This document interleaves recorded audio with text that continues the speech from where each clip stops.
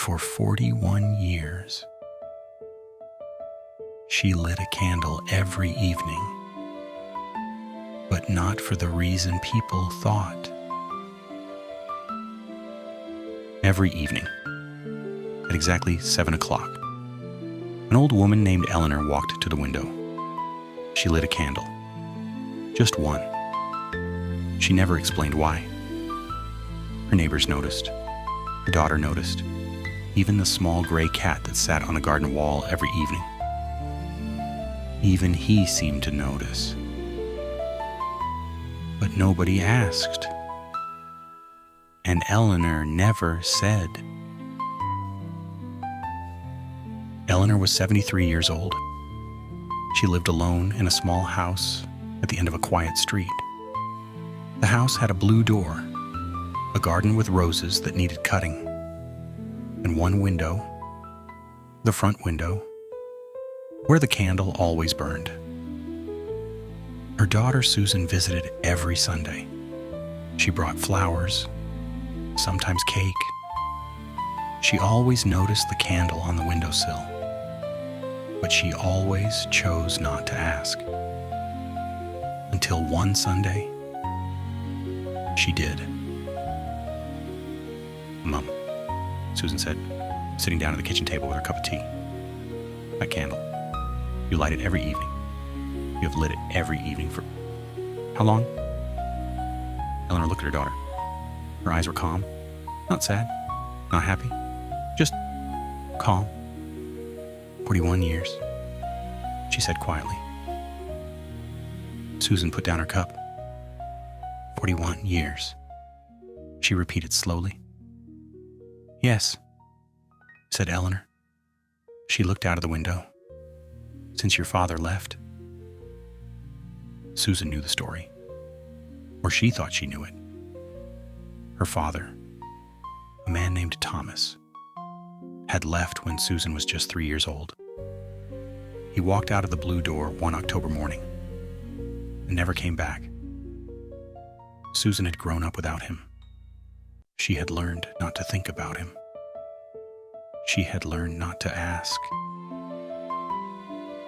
But now, sitting in her mother's small kitchen, with the smell of tea and roses in the air,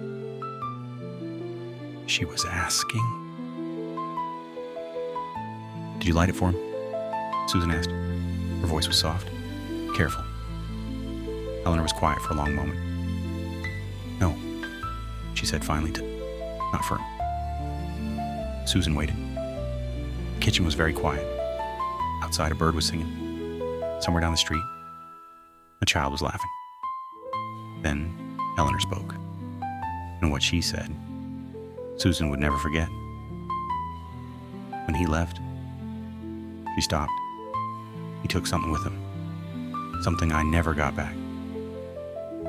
Some people leave your life and take a part of you with them. I was a different person then. Eleanor continued. Her hands were around her cup of tea, warm, still. I laughed more. I sang in the kitchen. I left doors open because I was not afraid of what might come in. She stopped. When he left, that person left too. Quietly, without saying goodbye. And I suppose I have been lighting a candle for her ever since, so that she knows the window is still open. Susan looked at her mother for a long time. She saw the lines on her face, the white hair, the calm eyes that had seen 41 years of evenings, 41 years of candles. She had always thought her mother was strong because she did not feel. Now she understood. Her mother was strong because she never stopped. That evening, Susan stayed for dinner. They cooked together. Simple things. Soup, bread. The kitchen was warm. At exactly 7 o'clock, Eleanor walked to the window. She lit the candle. And this time, for the first time in 41 years, she did not stand there alone. Susan stood beside her, quietly, without words. They both looked out at the street. The evening was gray and soft. A few lights in the houses across the road. The small gray cat on the garden wall. Everything was still. The candle burned. Small, steady, warm.